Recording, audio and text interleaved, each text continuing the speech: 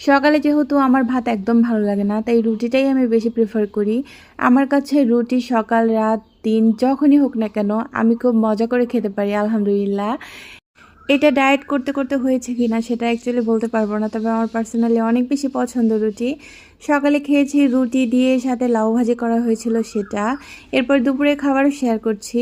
দুপুরে প্রথমেই খেয়েছি শুটকি মাছ, মূলা, পটল, আলু দিয়ে রান্না করা হয়েছিল।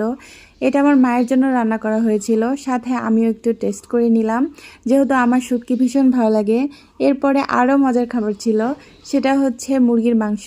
এই মুরগি কেনার জন্য আমরা খামারে গিয়েছিলাম। আর পুরো ভ্লগটা তোমরা পেয়ে যাচ্ছ আমার ফেসবুক পেজে।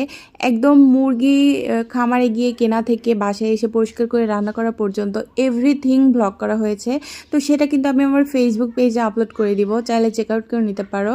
ফেসবুক পেজের লিঙ্ক আমার টিকটক বায়োতে পাওয়া যাবা। ভালো লাগলে লাইক দিও। টাটা।